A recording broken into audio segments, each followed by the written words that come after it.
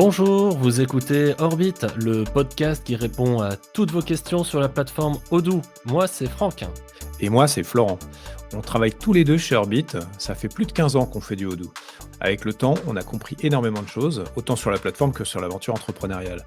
On peut dire qu'on est des vrais experts du sujet, non Franck? Oui, de vrais dinosaures. Et c'est d'ailleurs pour ça qu'on voulait vous partager tout ce qu'on a appris, pour vous aider à y voir plus clair. Alors, dans ce podcast, chaque semaine, on décrypte ensemble un sujet clé sur la plateforme Odoo et ses satellites. On y va? Allez, c'est parti.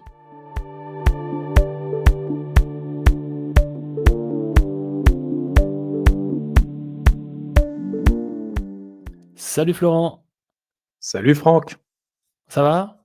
ça va et toi? Ah bah écoute, très bien. Aujourd'hui, on va parler achat dans Odoo. Et ce qu'on va faire, c'est que on va dérouler un flux du début à la fin en explorant toutes les fonctionnalités qu'on peut mettre en œuvre avec Odoo pour répondre aux besoins des acheteurs et aux besoins des entreprises qui ont besoin de gérer des achats. Du coup, pour commencer, le flux des achats, ça va être une partie sélection, recherche de fournisseurs, appel d'offres, référencement. Ensuite, il va y avoir une partie contractualisation, gestion de prix. Enfin, on va parler de la mise en œuvre. Comment est-ce que, il faut intégrer, les prix catalogues, comment gérer des prix qui changent, tous les jours.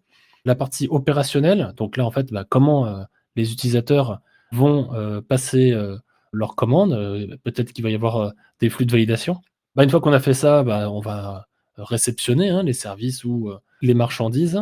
On va passer à la facturation qui va nous permettre de réceptionner et de traiter les factures, des fournisseurs et de les contrôler.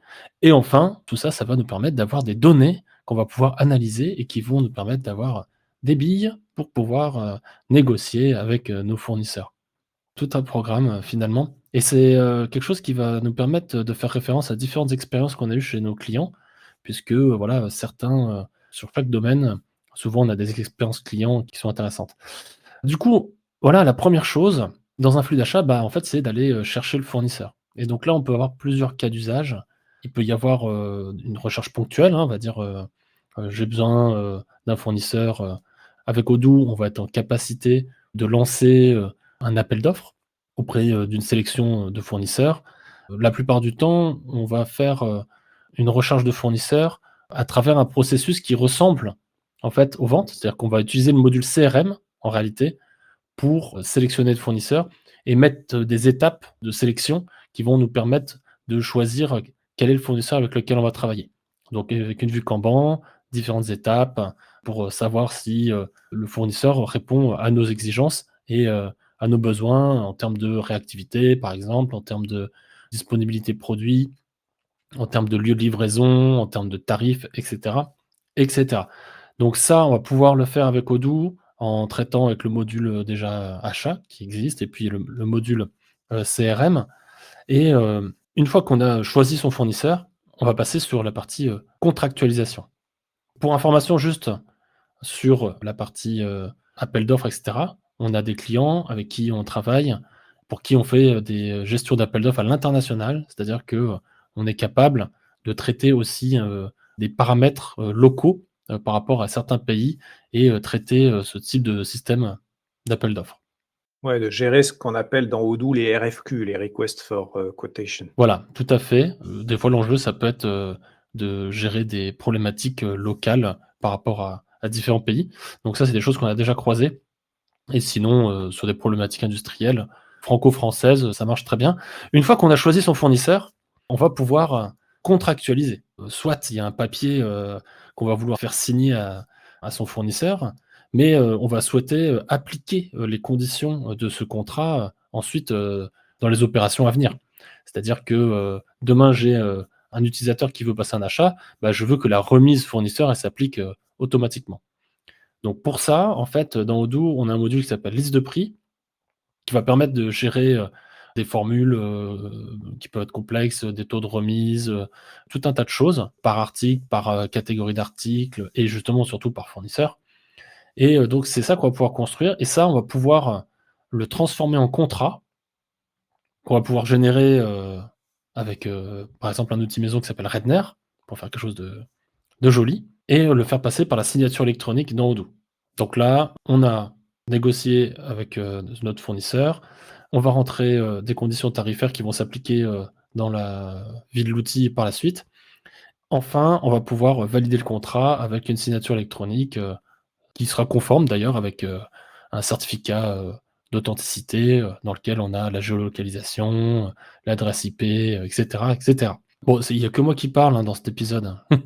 Ouais, c'est normal, c'est prévu. J'allais juste me pluguer sur ce que tu disais par rapport à Redner pour insister un petit peu plus dessus, hein. C'est mon rôle, de faire un peu le commercial et ouais, dans Redner, tu peux, comme tu le disais, faire des contrats, jolis, mais tu peux aussi faire des contrats bien cadrés. C'est-à-dire, tu peux aussi, prendre, des formulaires, un peu complexes et faire en sorte qu'ils soient pré-remplis avec, toutes tes cases aux bons endroits et faire pour de vrai des CERFA, tu vois? Des choses, complexes. Ça te fait gagner du temps, quoi. Quand tu pré-remplis tes CERFA et que tu pré-remplis tous tes formulaires en fonction des données que tu as déjà dans ton ERP, ça t'évite une double saisie, ça te permet de garantir que le truc est bien rempli et que tu as pas à y revenir et surtout, c'est personnalisé en fonction du fournisseur auquel tu l'envoies. Ça évite le fichier Word, tu sais, que tu ouvres, que tu copies-colles et puis tu fais, contrôle H pour essayer de trouver toutes les occurrences du nom et puis de faire le remplacement et que tu en oublies un parce qu'il était en majuscule et après tu envoies et tu t'aperçois que tu t'es trompé, quoi. Quand tu veux un peu industrialiser le processus, c'est vrai qu'avoir des templates de contrats qui sont, variabilisés et que Odoo, remplace automatiquement, ça t'évite quand même pas mal de processus manuels et donc d'erreurs, quoi. Ouais, tout à fait. Donc en fait, c'est vrai que, avec nos clients, on traite, la partie contractualisation, qui est en fait la mise en œuvre, hein, déjà, hein, de processus d'achat, avec, 2 façons. C'est-à-dire que soit, en effet, on peut générer directement des contrats, potentiellement avec, des champs à l'intérieur, que l'utilisateur final va pouvoir, compléter. Et aussi, il y a une deuxième possibilité, c'est de mettre en place un portail fournisseur. C'est-à-dire qu'on va donner un login, un mot de passe, au fournisseur pour qu'il se connecte sur la partie portail d'Odoo et dans lequel, le fournisseur va renseigner, en fait, les informations dont on a besoin. Et d'ailleurs même, ça, c'est quelque chose qu'on peut mettre en œuvre sur la partie, recrutement des fournisseurs. C'est-à-dire qu'on lance un appel d'offres et les fournisseurs, peuvent se connecter pour, compléter des informations, sur, leur fiche afin de répondre, quoi. Ça peut être, intéressant. Quand on a beaucoup de fournisseurs, il y a des problématiques de maintenance des informations légales qui vont être de plus en plus stratégiques, vu qu'à partir de 2026, on a la dématérialisation de la facture qui se met en route et en fait, on oublie souvent, mais dans la démat, c'est pas juste le traitement de la facture, c'est qu'il va falloir avoir des données vraiment à jour sur tout ce qui est, SIRET, SIREN, code TVA, adresse de facturation et cetera. Les factures, on pourra pas les traiter correctement. Ouais, puis au-delà de ça, tu as même, quand tu fais un appel d'offres, ce que tu disais, quand tu fais un appel d'offres, finalement, tu es bien content que ce soit les fournisseurs eux-mêmes qui aient finalement un self-service où ils viennent déposer leurs documents, les documents contractuels et les informations, pré-contractuelles, on va dire, dont on a besoin et que tout ça, ça soit centralisé et qu'ils le fassent eux-mêmes. Parce que si tu veux, le processus à l'ancienne, c'était on envoie par lettre recommandée, ensuite on est passé à j'envoie par email, mais ça t'oblige à avoir quelqu'un derrière qui vérifie, qui regarde, qu'il y a bien toutes les pièces, machin. Alors que là, finalement, tu peux avoir une liste de pièces à remplir, le gars il remplit tout seul, il clique, il valide et hop, c'est instantanément marqué, voilà, vous avez bien finalisé votre dossier ce soir à 22h10 et hop, c'est fait, il est sûr, il sait que c'est bon, quoi. Il sait qu'il a bien rempli toutes les étapes. D'ailleurs, ce portail, il est intéressant parce que, en tant qu'acheteur, en France, on a des responsabilités légales par rapport aux fournisseurs avec lesquels on travaille. On se doit, de vérifier qu'ils sont en conformité, avec, la législation, avec les impôts, avec, l'URSSAF et cetera. Et donc, on a, des pièces, comme ça, à demander. Si jamais on veut vraiment être, très rigoureux, et respecter la loi, en fait, à intervalles réguliers, demander des attestations de vigilance, des attestations, impôts, des attestations, URSSAF. Dans le service, par exemple, si jamais, vous faites pas ça, ça peut être, catastrophique. C'est-à-dire que, vous avez un prestataire, qui travaille pour vous, et qui n'est pas, en conformité avec, l'URSSAF, par exemple, bah, en fait, ça va être l'acheteur sur lequel l'URSSAF va se retourner. Il va dire: «Bah, voilà, bah, je convertis, le prestataire en CDI» et donc pam, voilà, ça fait 100 000 €. Donc ça peut faire, très, très mal. C'est du vécu en plus, ce que je vous dis, donc là, malheureusement, on est obligé de faire attention à ça. D'ailleurs, même encore une autre façon de faire, on peut avoir, une boîte email dédiée aux fournisseurs qui va, permettre de réceptionner tous les documents qui sont dans les pièces jointes et cetera. Donc on va avoir plusieurs façons de faire, mais on va pouvoir s'adapter au budget et aux besoins et aux exigences du client en mettant en œuvre soit des flux, un peu manuel, hein, avec, traitement d'email, un peu plus automatisé avec on va réceptionner des emails qui vont automatiquement mettre les documents dans un dossier ou alors, carrément la mise en place d'un portail personnalisé et donc là, bon, c'est le must, hein.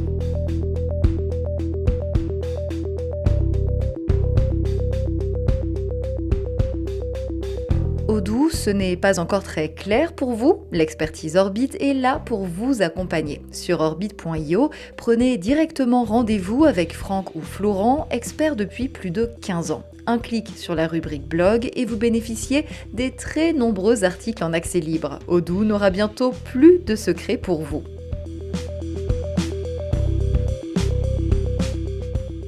Dans la mise en œuvre aussi, quand on va référencer un fournisseur, si je suis dans le bâtiment, par exemple ou, dans le négoce, souvent on va, traiter des catalogues d'articles fournisseurs. Donc ça, c'est une première chose, c'est qu'il faut être capable de les intégrer et la deuxième chose, c'est qu'on peut être, soumis à des variations de prix régulières ou irrégulières et donc là, en fait, c'est pareil avec Odoo, on va être, capable de traiter ça. Déjà, on va être capable d'absorber un catalogue fournisseur et 2, on va être capable de mettre en œuvre des API, pour mettre à jour, des prix et parfois on travaille même avec des fournisseurs de prix qui sont spécialisés et qui mettent à disposition des API, sur lesquelles on va retrouver, bah, je sais pas, tous les prix du matériel informatique, ou alors, les prix, d'une prise électrique, dans le bâtiment, ce genre de choses. Donc là, je te laisse rebondir, Florent.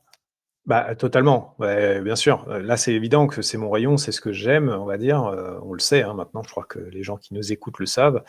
C'est l'endroit où on automatise, où on utilise les API des autres, où on fournit des API pour que les autres viennent, déposer. Et effectivement, ce que tu disais, c'est ça, c'est que quand tu as des fournisseurs qui ont des catalogues avec des prix qui changent, relativement régulièrement, et on en a eu, hein, des cas comme ça avec des clients. On a besoin de savoir à tout instant quel est le prix de chaque petit objet qu'on va devoir acheter, de toute la nomenclature en fait. Et on a besoin de connaître le prix de la nomenclature au moment où on veut faire la commande. Et donc dans ce cas-là, soit on déclenche à intervalles réguliers, soit on déclenche sur le moment, soit on demande, ça dépend des cas, soit on demande au fournisseur de pousser. Ça arrive, hein, des fois c'est le fournisseur qui pousse un flux vers notre API pour qu'on puisse récupérer les prix et être toujours à jour, quoi. Voilà, donc du coup, avec Odoo, on va être, capable d'avoir un catalogue toujours à jour en termes de prix et du coup, comme il va être, en relation avec les contrats qu'on aura mis en place avec les fournisseurs, donc on sera capable de voir les prix par fournisseur avec les conditions tarifaires et cetera, directement dans Odoo. Ouais, alors je peux faire une petite digression quand même. C'est vrai que là, on parle des prix, je précise, c'est bien les prix fournisseurs, hein, c'est les prix d'achat. Et ensuite, tu peux, grâce à tes listes de prix par fournisseur, donc ça, tu sais combien tu payes par fournisseur, mais tu peux aussi ensuite derrière, paramétrer tes taux de marge désirés et donc, tu peux auto-calculer tes propres prix à la sortie en fonction de ça. Tes prix de vente, je parle. C'est une petite digression, hein, mais bon. C'est intéressant, ouais et tu peux avoir toutes les formules que tu veux par catalogue, par machin et cetera. Je rebondis moi aussi sur cette histoire de calcul parce qu'il y a des choses qui sont standards dans Odoo, c'est la façon dont on va valoriser en fait les articles. Donc si jamais c'est des articles qui sont stockés, en fait on pourra choisir par catégorie d'articles. Est-ce qu'on souhaite avoir le dernier prix disponible ou est-ce que ça va être une moyenne dans le temps et cetera? Justement parce que ça va impacter ton prix de vente et donc tu vas pouvoir dire: «Bah, voilà, moi ce que je souhaite, c'est avoir, des prix de revient qui sont calculés sur la moyenne de tous mes achats sur une période et cetera ou alors, c'est le dernier article qui fait foi et cetera. Donc ça dépend en fait, mais ça c'est même standard donc c'est pas très compliqué. C'est les méthodes d'évaluation de la valeur du stock, en fait. Voilà donc FIFO ou average et cetera. Donc là, ça veut dire que maintenant, à l'état actuel de notre discussion, on a un système avec, des fournisseurs qui sont référencés, qui sont contractualisés. On a une base article avec des prix. Donc maintenant, on va pouvoir faire des achats. Pour faire des achats, l'idée avec Odoo, c'est qu'on met à disposition un outil qui permet à l'utilisateur final de faire des achats. L'idée, c'est qu'on veut éviter que l'utilisateur, il appelle le service achat pour dire: «J'ai besoin de ça» et cetera. On préfère que l'utilisateur, il puisse, lui-même contractualiser quoi. Plutôt, faire la commande dans Odoo. Malgré tout, on va avoir, besoin de mettre des flux de validation parce qu'on ne va pas permettre, aux achats de faire des achats, tout seuls, pour éviter des erreurs et puis parce que dans certains cas, il y a quand même des prises de décision à faire. Ce que j'ai déjà fait moi pour certains de mes clients, c'est, de mettre en place des règles qui, prennent en compte, on va dire, 2 choses, c'est la typologie d'achat et le montant. C'est-à-dire que, par exemple, si jamais tu veux acheter un billet d'avion, bah, OK, si le billet d'avion il dépasse pas, 150 €, tu peux le valider toi-même, c'est OK. Si jamais c'est un avion, mais que ça dépasse, 150, mais que c'est inférieur à 500, bah, là, ouais, il faut quand même que ton manager, ton N+1, il valide. Si jamais, c'est un avion, et qu'il coûte 2 000 €, bah, là, en fait, on va dire c'est le N+3 qui va avoir besoin de valider ou et peut-être même les 3. Il y a un système d'escalade qui est possible à mettre en place.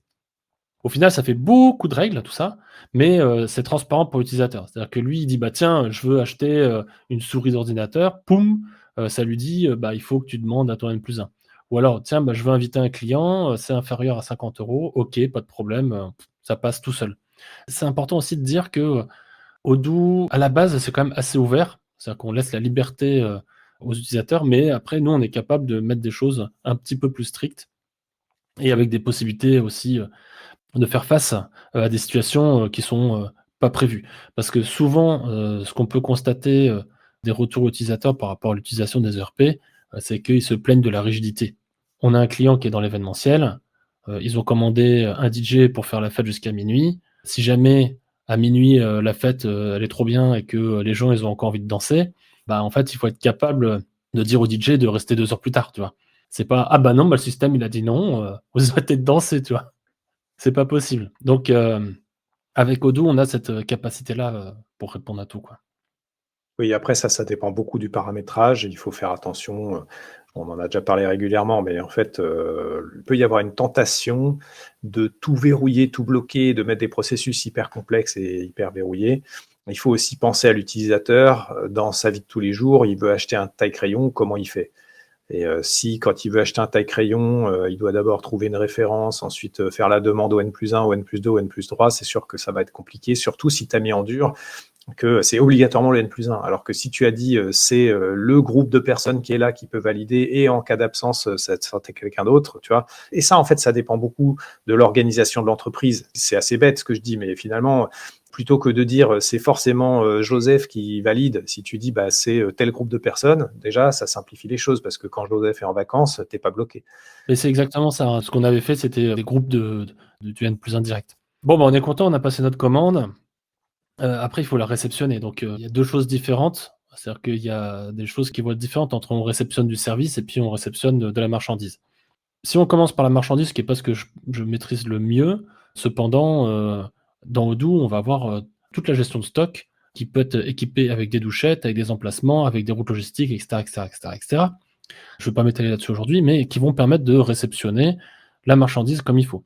Donc le camion, il arrive sur le quai, le gars, il arrive avec sa douchette, ping, il pipe, et la réception, elle est réalisée. Si jamais il y en a pas assez et cetera, le système, il est au courant et d'ailleurs, on va le voir plus tard, c'est que, le système sera capable de dire: «Attention». Je voulais juste te faire une petite interruption parce qu'on veut pas forcément rentrer là-dedans aujourd'hui, c'est pas les achats, mais sur la partie, réception, de biens, on a le processus donc est-ce que c'est complet ou pas? Donc, réception partielle, réception totale, mais on a aussi la gestion de la qualité. C'est-à-dire que tu peux inspecter, le paquet et faire un refus pour, mauvaise qualité, paquet abîmé, non conforme, enfin tu vois? Tu as tout un système et c'est prévu, quoi. Et tout ça, ça marche avec un téléphone d'ailleurs. Les téléphones, ils sont capables de lire des codes barres, des QR codes, de faire des gestions de process qualité où, tu vas, rentrer une valeur ou prendre une photo. Justement, tu dis colis endommagé, ting, tu prends la photo et donc du coup, en fait, après dans Odoo, il y a un module qualité qui est connecté avec le reste et qui va permettre, bah, du coup, de référencer, ce problème et puis, bah, d'envoyer la photo s'il y a besoin, au fournisseur, au transporteur et cetera. Pour pas trop s'éloigner des achats, ce que je voulais dire, c'est que, ça va nous permettre, ensuite, on le verra, d'apporter des éléments pour le contrôle de la facturation. Par contre, on a parlé de la réception, de la marchandise, mais il y a la réception du service qui est pas toujours faite, mais qui, a besoin d'être réalisée aussi et donc là, on peut imaginer, mettre en place, encore une fois dans le portail fournisseur, qui serait plutôt un portail prestataire, une interface où on va demander au prestataire de valider, des tâches qu'il aurait dû réaliser ou alors de rentrer du temps sur, des tâches, qu'il aurait dû, réaliser et donc du coup, ensuite, ça va permettre quoi? Ça va permettre de confronter la commande, la réception à la facture et de vérifier que, bah, tous les éléments sont corrects. Je pense que tu dis, «On peut imaginer», c'est parce qu'en fait, c'est vrai qu'on le fait, mais là, pour le coup, c'est pas du full standard. Ça demande un peu de développement. Mais on l'a déjà fait plus d'une fois, hein, de faire ça. Ça demander au fournisseur de venir uploader sa feuille de temps ou valider sa feuille de temps ou voilà, un certain nombre de critères comme ça qui permettent de déclencher finalement le paiement de la facture pour les éléments fournis. En fait, il y a un portail Odoo, qui est pas fou, mais qu'on peut customiser. C'est quand même, une interface qui est très, pauvre aujourd'hui en standard. Tu accèdes à tes tâches, tes factures, bon, c'est pauvre en fait, c'est déjà pas mal, hein, franchement, qui est accessible via le web avec une authentification et cetera. Parce que dans Odoo, il faut savoir qu'on peut créer des utilisateurs portail qui coûtent rien, que ce soit des clients ou des fournisseurs, ils vont pouvoir accéder quand même à pas mal d'informations, qui les concernent dans cette partie, portail, et donc on pourra améliorer pour, voilà, faire, de la saisie de temps pour les prestataires, ce genre de choses. Il y a une frontière à laquelle il faut faire attention parce que, il faut pas que ça devienne un utilisateur back-end, hein. Odoo serait pas content, mais, on sait gérer ça.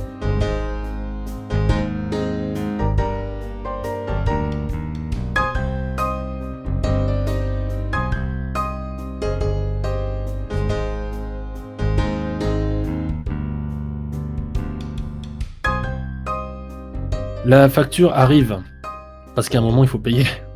Et donc du coup, différentes façons de traiter la facture.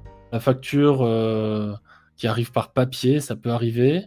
Ce qu'on conseillera, bah, c'est de mettre un bouton sur, le copieur qui permet d'envoyer la facture numérisée sur une boîte mail dédiée dans Odoo qui va permettre de dématérialiser la facture fournisseur et de la créer automatiquement.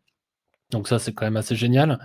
Il y aura une étape de validation, ça reste de l'OCR, ça reste de l'intelligence artificielle, c'est pas fiable à 100, mais en général, il va retrouver le fournisseur, il va retrouver les montants et cetera, et donc le contrôleur de gestion ou l'acheteur et cetera, il aura entre guillemets plus qu'à valider, sa facture et il aura la pièce jointe, donc c'est déjà pas mal, et le système va contrôler que les quantités facturées correspondent bien aux quantités commandées, correspondent bien aux quantités reçues et que le prix correspond bien aux valeurs contractuelles qui ont été négociées et cetera.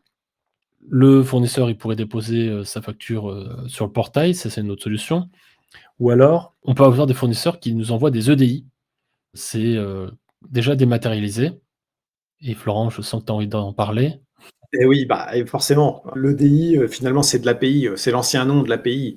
Une EDI, c'est juste un flux sous un format particulier. En général, à l'époque, c'était du fichier plat, mais en fait, aujourd'hui, ça se résume à être une API. Donc, oui, effectivement, on peut mettre en place des API pour les gens qui le souhaitent, pour les fournisseurs qui le souhaitent, ou les clients dans certains cas, mais là, on parle des fournisseurs. Et effectivement, souvent, quand on travaille avec certains fournisseurs, ils ont déjà des formats pour être capables d'envoyer absolument toutes leurs informations. On a diverses techniques. Alors, ça peut être de l'API custom quand on en a besoin. Ça peut être du XBus qui permet de faire du dépôt de fichiers en tout genre ou des webhooks. Voilà, on a diverses techniques. Il faut en discuter. Je pense d'ailleurs qu'un jour ou l'autre, il faudra qu'on discute un peu d'XBus plus en détail pour rentrer dans tout ce que ça peut apporter à l'intérêt à la galaxie Odoo. Mais voilà, je voulais juste brosser ça rapidement sans rentrer trop dans le détail. Mais effectivement, on peut traiter autrement que juste recevoir un PDF par email, quoi, clairement. Moi, les exemples que j'ai, c'est souvent, dans l'industrie où, par exemple, tu fabriques des pièces en aluminium. Ton fournisseur d'alu, tu vas lui passer commande en EDI, il va te facturer en EDI, c'est ton fournisseur principal. Tu vas vraiment, avoir, des gros volumes, avec lui, et donc du coup, pour, éviter les erreurs de saisie, éviter, tout ça, bah, du coup l'EDI, c'est encore bien, en place dans l'industrie surtout. Bah, c'est normal, c'est full standardisé, ça te permet d'éviter la ressaisie. Je veux dire, pourquoi envoyer un mail avec un PDF en disant je veux telle quantité de ça, alors que tu peux juste envoyer un fichier qui contient exactement les trucs normés et de dire au gars, bah, c'est telle référence que je veux en telle quantité, et ça, tu es sûr, il n'y a pas de ressaisie, c'est automatique. Évidemment, dans l'industrie, on utilise ça. Voilà, bah, là, on a fait un peu le tour des achats, et donc le chapeau de tout ça, c'est que dans Odoo, bah, on va pouvoir, sortir des chiffres, analyser tout ce qu'on veut, parce que donc, on l'a déjà dit, mais dans Odoo, ça paraît simplissime, mais on a des feuilles de calcul embarquées, ce qui veut dire que, on peut avoir, un classeur avec, une feuille dans lequel j'ai mes conditions contractuelles, mes contrats, j'ai mes achats, j'ai tout, et si je veux les croiser avec, mes ventes, ben, je peux pour, sortir des marges. Si je veux les croiser avec des opérations commerciales, ou, avec, le temps qu'il fait, bah, en fait, c'est possible, et donc on va pouvoir faire de la BI assez facilement avec ces données, sans faire appel forcément, à des ressources techniques, supplémentaires. Ça, c'est pas mal ça. Ouais, c'est très chouette de pouvoir manipuler sa donnée soi-même et de pouvoir, on va dire, visualiser les données qui sont là, effectivement, comme tu dis, sans avoir besoin d'un outil de BI externe ou de faire des requêtes SQL. Voilà, c'est quand même pratique. Après, si jamais on est dans une entreprise qui dispose d'un outil BI, qui, interroge, plusieurs systèmes, et cetera, avec Odoo, on sera capable de communiquer avec ce dernier et c'est souvent ce qui se passe, hein. On a du Power BI, des choses comme ça, qui existent. Mais c'est pas la même échelle, on va dire. Là, nous, quand on parle d'un petit tableau Excel, c'est mes données locales que je veux réexploiter et visualiser assez facilement. Effectivement, si tu veux croiser de la donnée entre plusieurs systèmes, on parle vraiment de BI, c'est autre chose. Effectivement, tu vas exporter et là, tu vas avoir un projet BI à part entière qui va croiser les données. C'est quelque chose de différent. D'ailleurs, c'était pas prévu dans le plan, mais quand même, il faut le dire, quand on a saisi la facture, bah, ça fait la comptabilité dans lequel il peut y avoir de la comptabilité analytique à plusieurs niveaux, avec plusieurs axes et cetera pour impacter, des BU, tout ce qu'on veut, quoi. Des projets, parce que voilà, les achats, ils peuvent être, liés à un projet. Par exemple, je suis un institut de recherche, j'ai mes chercheurs qui ont, des, projets de recherche, ils achètent des souris. D'ailleurs, bon, en fait, finalement, c'est quelque chose dont on pourrait parler longtemps parce que, il y a les typologies d'achats et j'ai déjà, dû, acheter des souris et c'est acheter du vivant et c'est particulier. Ah, des vraies souris. Ouais, des vrais ah oui, oui, oui, des souris vivantes, ouais, tout à fait, ouais. L'anecdote, moche, hein, mais c'est que, si les achats sont pas bien traités, la cage à souris, elle reste, 3 jours, sur le quai, et personne n'a donné à manger et les souris, elles sont mortes. Ah non, mais le vivant, de toute façon, c'est encore particulier. C'est un traitement différent. Mais si on raccourcit tout, en fait, c'est le chercheur qui va aller chercher directement, ses souris, sur le quai et puis, c'est réglé. Parce qu'il a passé commande, il suit lui-même. C'est ça qui est bien. Pareil, c'est du vécu et on n'a pas parlé des numéros de série, des numéros de lot. Je pense qu'il faudrait faire un épisode spécifique pour ça, parce que là, vraiment, la traçabilité par lot et compagnie, c'est encore autre chose. Donc avec Odoo, on a tous les achats qui sont traités, mais en plus de ça, ce qui va être intéressant, c'est que ça va vraiment communiquer avec le reste, du logiciel et qui fait tout. Bah, ça me paraît bien, on a fait le tour. Si vous avez des questions sur les achats, hésitez pas. C'est notre premier épisode en vidéo. Jusqu'à présent, on était resté caché. Maintenant, c'est parti pour la vidéo. Allez, à bientôt. À bientôt tout le monde.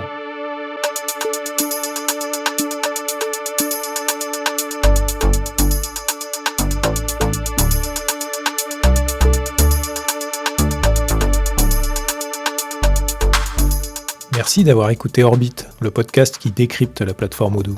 N'hésitez pas à nous contacter sur nos réseaux sociaux. Orbit est sur LinkedIn, YouTube et bien sûr sur notre site internet sur lequel vous pouvez prendre rendez-vous avec nous directement à l'adresse orbit.io. On a besoin de vous pour exister, on a besoin de votre aide, que ce soit sur Apple, sur Deezer, sur Spotify ou sur toutes les autres plateformes où vous avez trouvé le podcast. Vous pouvez nous aider en le disant autour de vous, en utilisant les commentaires, en mettant des étoiles, des pouces bleus, des je ne sais quoi, ça dépend de la plateforme une fois de plus, mais en tout cas parlez-en, c'est bon, mangez-en, dites-le aux autres. Orbit le podcast revient la semaine prochaine. D'ici là, prenez soin de vous. Allez, merci beaucoup, ciao.